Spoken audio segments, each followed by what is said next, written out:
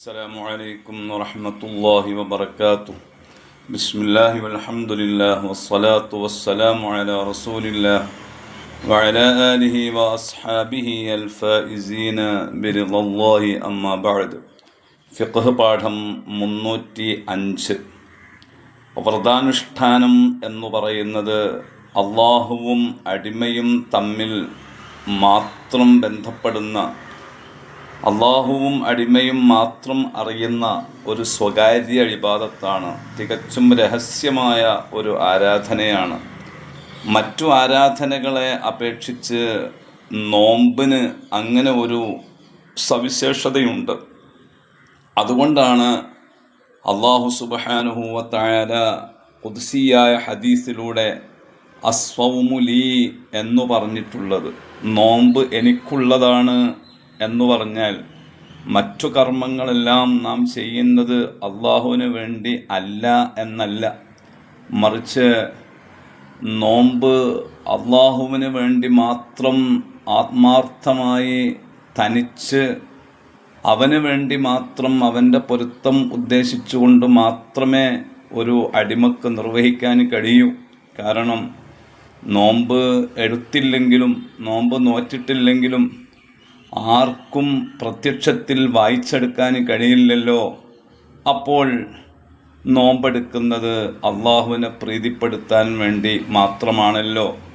ആ അർത്ഥത്തിൽ നോമ്പ് എനിക്കുള്ളതാണ് എന്നു പറഞ്ഞ അള്ളാഹു സുബ്ഹാനഹു വ തആല തുടർന്നു പറഞ്ഞ വാക്യം വ അന അജ്സിഉ ബിഹി, ആ നോമ്പിന് പ്രതിഫലം നൽകുന്നവൻ ഞാനാണ്. ഈ വാക്കിന് 2 വ്യാഖ്യാനങ്ങൾ മഹാന്മാരായ പണ്ഡിതന്മാർ രേഖപ്പെടുത്തിയിട്ടുണ്ട്. ഒന്ന്, ഞാനാണതിന് പ്രതിഫലം നൽകുന്നത് എന്നു പറഞ്ഞാൽ മറ്റു കർമ്മങ്ങൾക്ക് പ്രതിഫലം നൽകുന്നത് അള്ളാഹു അല്ല എന്ന അർത്ഥത്തിലല്ല, മറിച്ച് നോമ്പ് താനും തൻ്റെ അടിമയും തമ്മിൽ രഹസ്യ സ്വഭാവത്തിലുള്ള ഏറ്റവും മികച്ച ഒരു കർമ്മമായതുകൊണ്ട് അതിന് കയ്യും കണക്കുമില്ലാത്ത പ്രതിഫലം ഞാൻ നൽകും എന്നാണ് അതിൻ്റെ അർത്ഥം. മറ്റൊരു വ്യാഖ്യാനം പണ്ഡിതന്മാർ രേഖപ്പെടുത്തിയിട്ടുള്ളത് വ അന അജ്സിഉ ബിഹി എന്ന് പറഞ്ഞാൽ ഞാനാണ് നോമ്പുകാരൻ്റെ പ്രതിഫലം എന്നാണ്. അഥവാ നോമ്പനുഷ്ഠിച്ചവർക്ക് പ്രതിഫലമായി അള്ളാഹു നൽകുക അള്ളാഹുവിനെ കാണാനുള്ള സൗഭാഗ്യമാണ്, ലിഖാഉല്ലാഹി സുബ്ഹാനഹു വ തആല. അപ്പോൾ നോമ്പനുഷ്ഠിക്കുന്നവർക്ക് നേടിയെടുക്കാവുന്ന ഏറ്റവും വലിയ സമ്മാനമാണ് അള്ളാഹുവിനെ കാണുക എന്ന വലിയ അനുഭൂതി. സ്വർഗത്തിൽ ഏറെ ആസ്വാദനങ്ങളും അനുഭൂതികളുമൊക്കെ ഉണ്ടെങ്കിലും അതിലേറ്റവും മികച്ചത് അള്ളാഹുവിനെ കാണലാണല്ലോ.